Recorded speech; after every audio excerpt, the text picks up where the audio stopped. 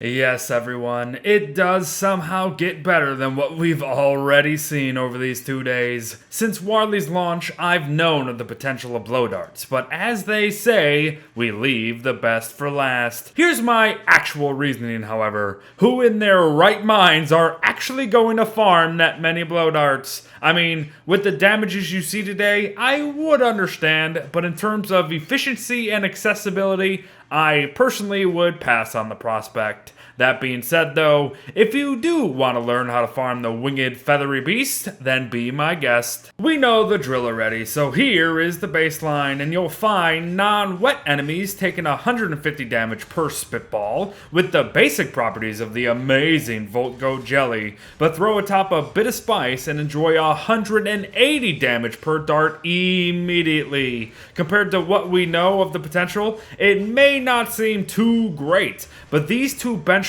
are already better than the baselines of our tests from the past 2 days themselves, at 300 DPS over 204 and 360 DPS over 244 respectively, so it's a good start. But as we know, it's dangerous when wet. Instantly enjoy 250 damage without any spice, but behold a consistent stream of 300 damage per dart action if you happen to prefer your meals hot. Both these trials are eons above our maxes from previous tests, with normal survivors at 500 DPS over a mere 240 and 600 DPS over 408 from the Dark Sword combos that we've been using. So come on now. Normal characters being able to deal 600 damage a second is already unbelievable. So I know what you're thinking already. Use electric darts to stack the modifiers even more, right? Well, it's certainly an idea, but it's an idea that doesn't work.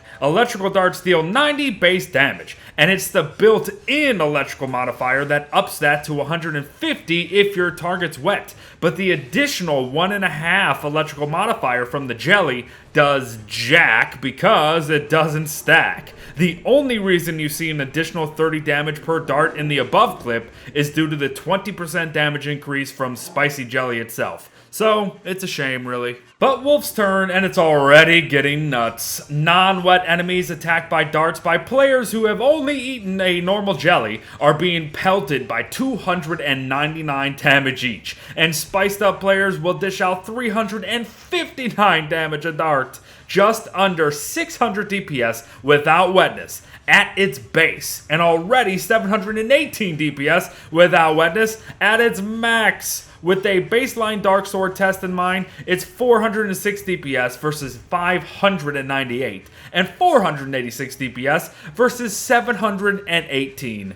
Jesus. Over 230 more damage per second, and things aren't even wet yet. Things are now, and now things are stupid. No spice, but wet enemies sees 498 damage per dart, while spiced up jelly and wet combats will boast 598 damage initially. That's nearly 1,200 damage a second. I mean, even at his base, without any additional modifiers, you're killing Bearger, a seasonal boss, with 6,000 health in less than 10 flippin' seconds, folks. I had to replay the bloody kips over, it was so frickin' fast. And at 590 plus a dart, it's even more insane. The only thing now is to put it through some ringers. Go about managing to get the one-eyed menace wet, and he'll close his eye for you in less than 5 seconds. Heck, even the base 498 damage is gonna have him cowering in fear. If the moose that looks like a goose would even stop getting all up in your business with her ridiculously long neck, and you bloody hit your shots most of the dang time, she'd be dead so in just about 11 darts worth of spit. And the best part? Once her demon spawns look to avenge mama, you can just frickin' one-shot the little things. So killing entire families in mere seconds? Now that's more like it. Dragonflies an interesting one, and totally feasible without any walls or pens needed. defeated. Why? Well, for one thing, you'll have her stunned in but 3 shots at 530 plus apiece, and by the time she even gets up, you can already have her 10,000 health down before her first spawn phase even begins.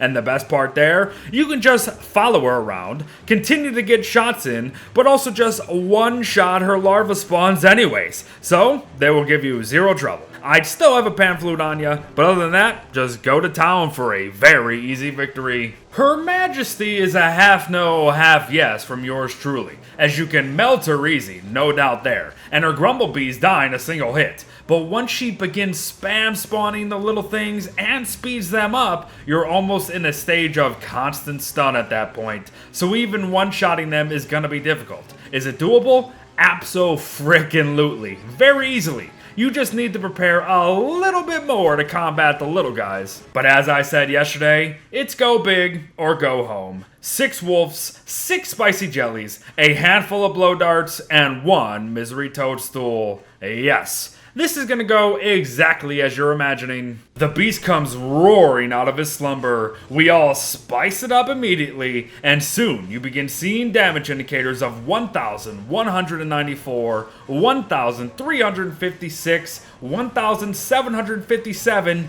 and more. Within 15 seconds, you will note that we will have already dealt over 50,000 damage to the King of the Frogs, and remember, we aren't even trying to maintain as close to 300 hunger as we can. The darts continue to fly, and on paper, our potential DPS reaches to the skies at nearly 7,200. Incredible. With the 6-wolf Dark Sword barrage, we achieved 4,884 DPS. So this is astonishingly 2,316 more damage per second than our previous test. Within 30 seconds, a boss with 99,999 health is dead, and we didn't even break a sweat. Heck, I didn't even use 2 full sets of darts. It's just stunning. Absolutely stunning. There is but one final test that I can think of for this unstoppable combination that you see before you, and I'm sure his anger is now boiling.